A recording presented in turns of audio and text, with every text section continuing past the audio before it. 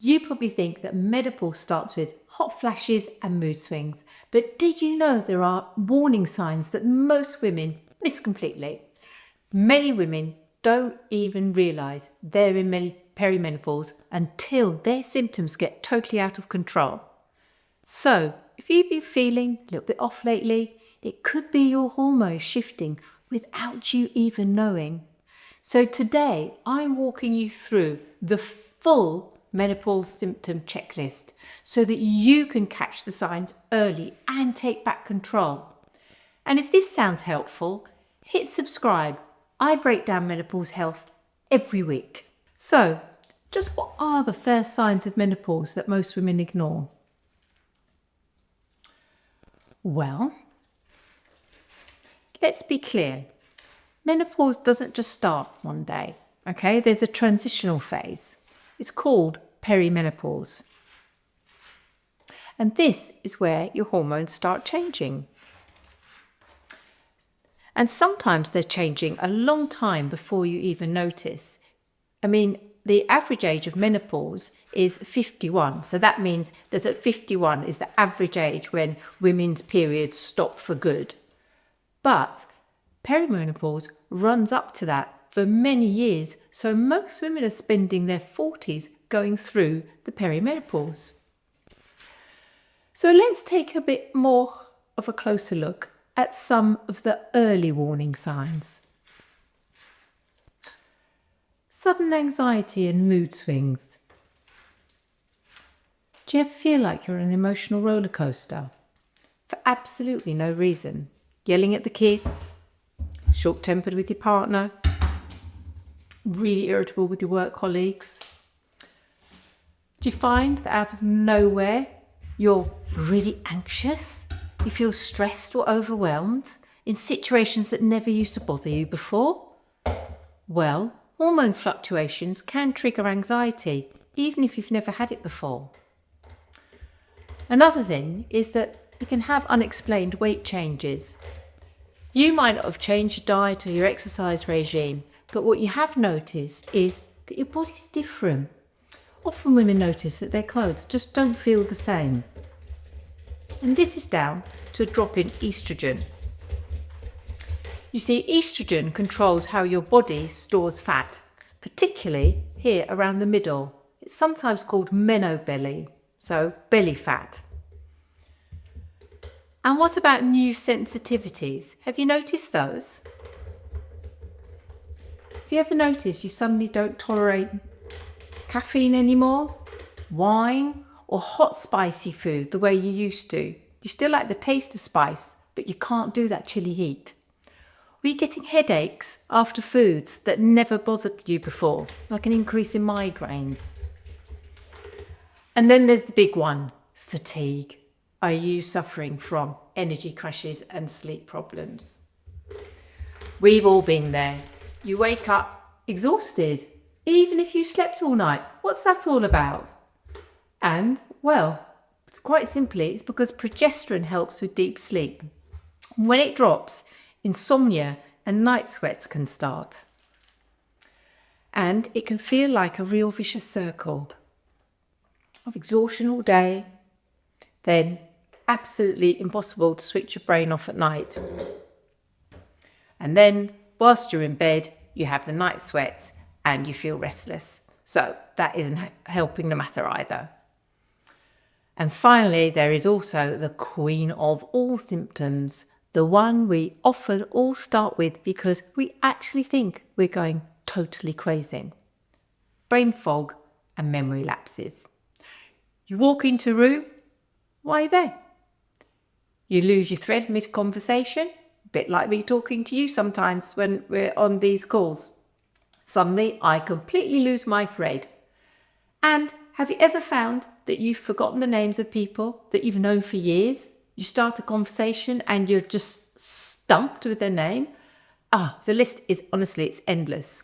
Well, quite simply, estrogen is crucial for memory. And when the levels drop, it can make you feel mentally really foggy. You know when you have this symptom, when you have trouble concentrating or forget simple words, and you even forget that you have the symptom. Well, if you're wondering whether your body is starting to shift, here's a complete checklist of menopause symptoms to watch. There's 34 of them. So are you ready? Let's go. So what are the 34 symptoms then? Well, the first one that we all love and cherish is hot flushes. It is one of the most common symptoms. It affects around 75% of menopausal women. Hot flushes normally appear as a rising redness on your chest or neck and in your face, and it can make you feel really overheated and sweating. So next on our list is night sweats. They are exactly as it says on the tin, hot flushes that happen at night, but they disrupt your sleep and make that fatigue even worse. Then there's irregular periods. So that's kind of what menopause is all about, because it's the end of your reproductive years, and so your periods start to stop and become more erratic as your hormone production decreases. Mood swings. Well, they affect 27% of menopausal women. So if you're grumpy, so are your friends. Vaginal dryness. Something we don't really like to talk about, bit embarrassing, but it's real. Your natural lubrication is maintained by your estrogen levels. So as these begin to drop, you may notice vaginal dryness, and that can be really, really sore, especially during sex, which goes on to fuel number 6, decreased libido, because if you're not feeling up to it, then you're not really going to want to. And although a man's sex drive is still going strong, our estrogen controlled sex drive, that really starts to drop drastically during menopause, and it can really reduce your sexual desire, especially, like I said, if you're really suffering with vaginal dryness. Then number 7, headaches. I know everyone has a headache, and there's headaches and then there's headaches, and it's not uncommon for migraines to really increase during this period of life. And they can quite often tie in with your cycle. So it's worth keeping a note in a diary as to when you're getting your headaches and see if there is a pattern. And then breast soreness. When your hormones decline and your menstruation is getting less, then you really start to notice breast soreness. A bit like it was the sign often for women that their period was going to start, or a sign of early pregnancy. The same happens in menopause. It's a really tight boobs. Burning mouth. This is one that I haven't experienced, but lots of ladies do. And it's a hot sensation that's on your tongue, your lips, your cheeks, and the roof of your mouth. Joint pain. Not all joint pain can signal arthritis, but sometimes it's just the menopause, and it's a really common symptom. So it's time for women to really think about looking at any musculoskeletal problems that they might be having. So this is one that's worth going to check out with your doctor. And omega-3 supplements can really help. So start taking those and notice if it does help. And if not, see your doctor. Then there's digestive problems. It's one of the most sensitive systems in your body, your digestive tract. And hormonal changes really can affect the stomach, and it can cause bloating, indigestion, cramps, constipation, and even diarrhea.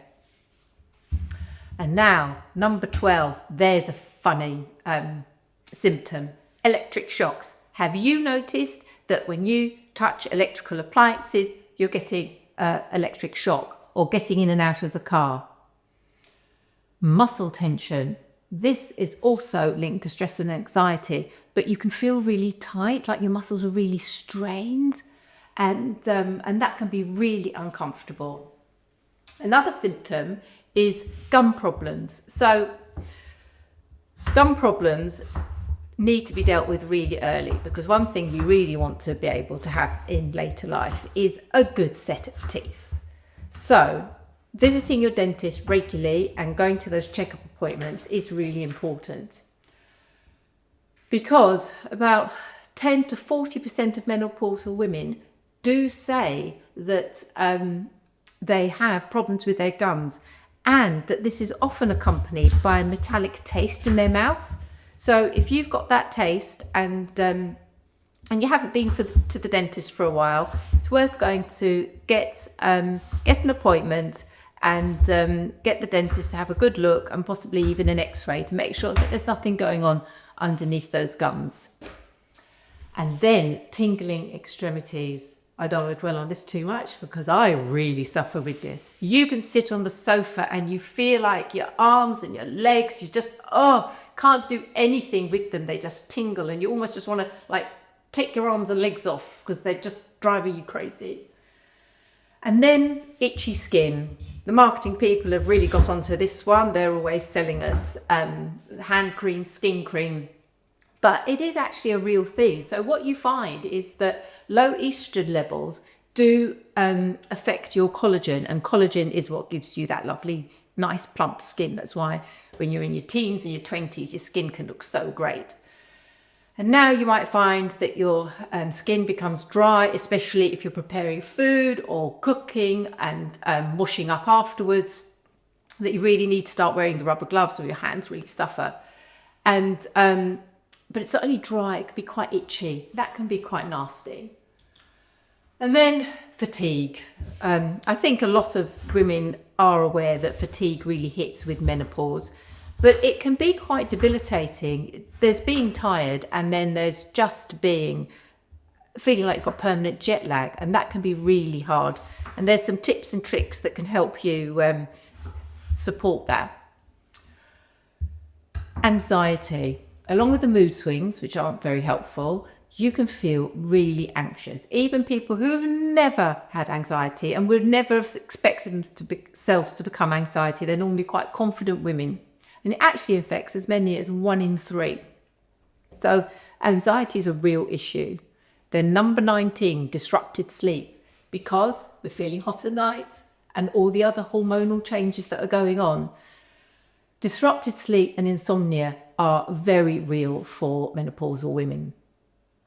And that adds to the grumpiness and a whole catalogue of other symptoms. So a lot of symptoms are really interrelated and kind of make a vicious cycle with each other. Number 20, hair loss. Okay.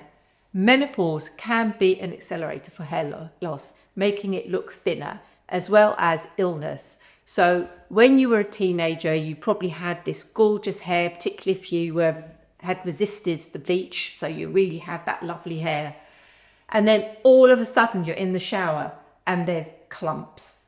I mean, not just like the odd hair, but clumps at the bottom of the shower. And you're just thinking, oh my goodness, what has happened?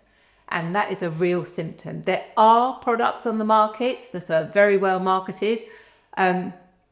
I'm a little bit cynical, but speak to your hairdresser. There are some really good products out there for ladies to support that hair loss. But normally they have to be a little bit better than the products that you can find just in the general chemists. Then there's memory lapses.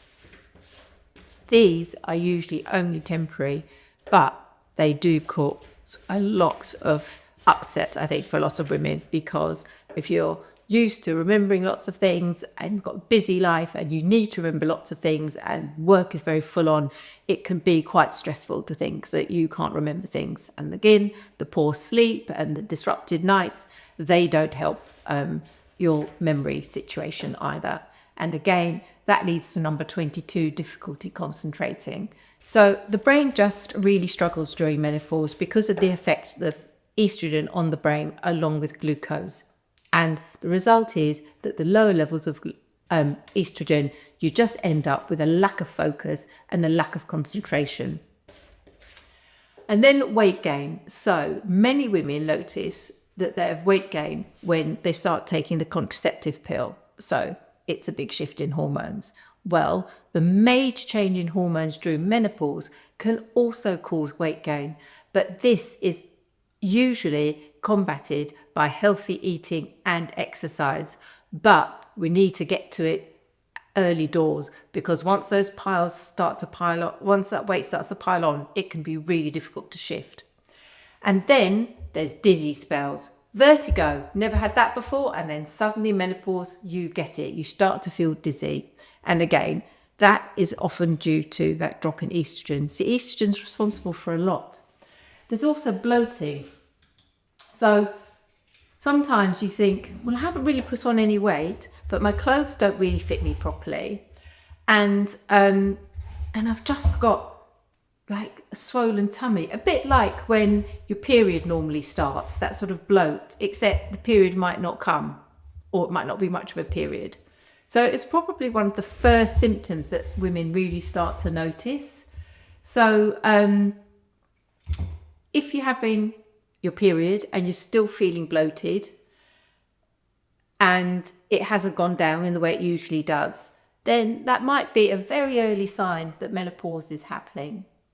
And then, oh my goodness, stress incontinence.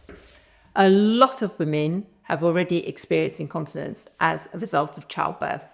But when you get to menopausal age, this can really increase. So you might have thought you got your pelvic floor back, and then suddenly it's all going wobbly. You laugh and you wee. And that is a real issue, because no one wants to be out having a good time and then be like, oh my goodness. And it does happen. It is, it's not uncommon. So be sympathetic to your friends when it does happen. And this is why pelvic floor exercises are so important. And it's all again to do with that change of hormone. So just be mindful of it. There are incontinence products out there if it's really bad. But again, that's a time to really go and see your doctor.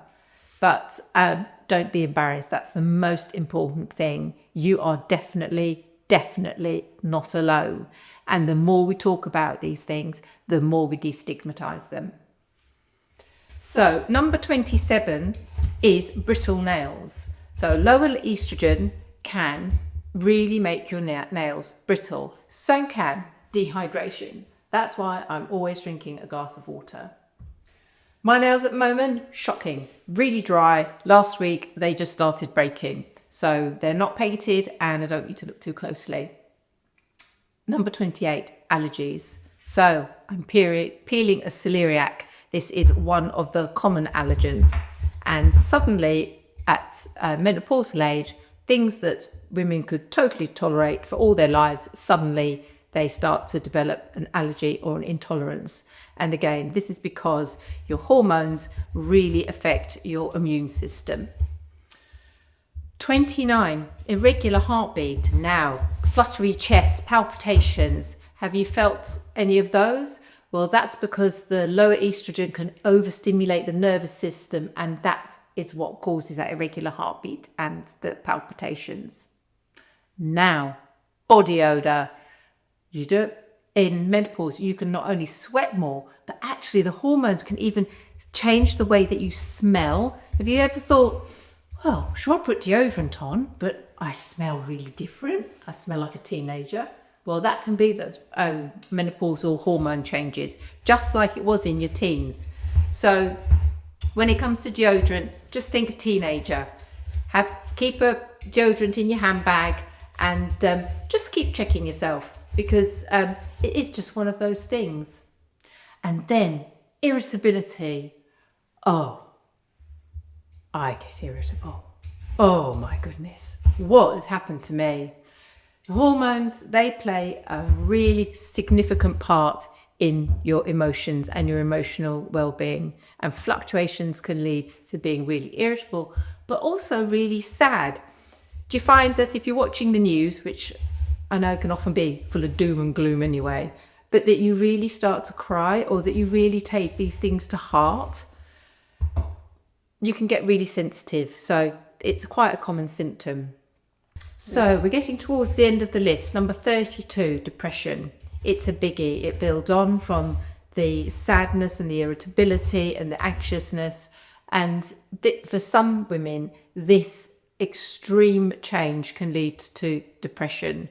And depression in menopausal women, did you know, is 4 times more likely than in women below the age of 45. So really, if you're feeling down and you're feeling like you're unhappy with yourself, the world is against you, that nothing seems right, and you're getting into that really sort of dark corner, go and see your doctor. Be brave and reach out for help, because it's normal. Don't worry, it is absolutely normal. And your doctor will understand if you explain and you've kept a tracker and you can show these are your symptoms and this is how you're feeling. It will really help your doctor understand when you're feeling depressed and how best to treat you going forwards, because there are plenty of treatments out there, not just drug related. There are really simple well-being things that we can do that can have a dramatic effect.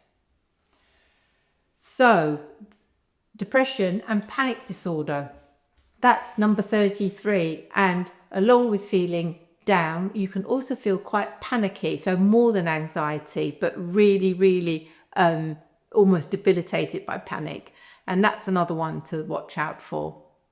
And then my final one is osteoporosis. So osteoporosis is a really, really important menopause symptom that we all need to be aware of, because it affects so many women, and often we don't realize until we've actually had a broken bone. You see, during menopause, your bone density starts to really decrease, and it can drop by as much as 20%. And it all depends what you were starting with at the first place. So if you didn't have the strongest bones, if you broke your bones a lot as a child, then you're starting from a lower level than someone who seemed to be quite robust and never seemed to get hurt falling off the climbing frame when they were children. So it's something we can't measure. We don't know how strong our bones are. We just have our bones and they're hidden inside us. So the first sign is often a break or a fracture. So we need to look after our bones, but that doesn't mean wrapping yourself up in cotton wool. It kind of means a little bit of the opposite, because to make our bones strong, we need to lift and do strength training. So carrying your shopping or carrying a suitcase is actually quite good for us women. But we also need to look after them nutritionally, because they are sort of built and replenished constantly. Your bone's actually quite an active thing. It's not like a stick that doesn't do anything. It's always changing. So by having a really healthy, balanced diet and making sure it's packed of calcium and vitamin D and all the other building blocks of bone, we can really do the best we can to prevent any fractures and breaks later on in life. So, wow, that was a long list, wasn't it? Don't worry, I do not expect you to remember the list. Anyway, I know you can't, because I can't, because truth be known, I was reading it off a screen, because there's no way I can remember 34 things and just tell you all about them. No chance, not these days. So, if like me, you want the list, then what I suggest that you do is that you go to the end of this video and drop me a message and say help or symptoms, and I will inbox you that list. But the most important thing is, if you're noticing some of these symptoms, and I'm sure you're noticing some of them because there's such a long comprehensive list, is that you do 3 things. And the first is that you start tracking your symptoms. Okay, so a doctor can give you a blood test for menopause, but that normally picks it up quite far down the line. Your symptoms tell the story. By tracking them, that really helps the doctor understand your story, because all our stories are completely independent of each other. We're all unique. And there can be a simple fix. So look at the patterns, keep that tracker and really look at the patterns and see what you can do to support your hormones with some really simple food and lifestyle shifts They can go a long way to making you feel a lot better. So think about what can you do right now to help, because there's simple things like reducing the caffeine or cutting out the chili or reducing the alcohol. They make a big difference. And again, reducing the amount of processed food that has hidden sugars in, or even putting sugar in your tea and coffee. Those sugar spikes, if we can control those, they really help our symptoms. And as I've been doing, stay hydrated, because dehydration really does make the symptoms worse. And then talk to your doctor, but go prepared. Take your symptom tracker. Show the doctor how you've been feeling and for how long and when. And it will help the doctor so much to understand you and what you're going through. So remember, menopause does not start overnight. It's a slow process and it creeps up on us. But there are early warning signs that can help you manage your menopause better, because the sooner you start looking at those symptoms, the sooner we can start helping ourselves. And if you're experiencing anxiety or sleep issues and weight change issues, or the brain fog is really getting you down, you probably could put it down to being hormone related. And the tracker will help you show that. Because by finding patterns, it helps us regain control. So remember, menopause does not have to control you.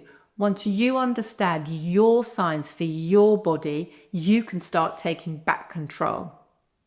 So, like I said earlier, if you want a simple symptom tracker, you can grab it in the resources section of our free community. You'll find the link to the community in the description below. And if you watch the next video, it'll help break down exactly how to get relief from some of your worst symptoms. So grab that tracker and start feeling better really soon. I hope this has been helpful for you.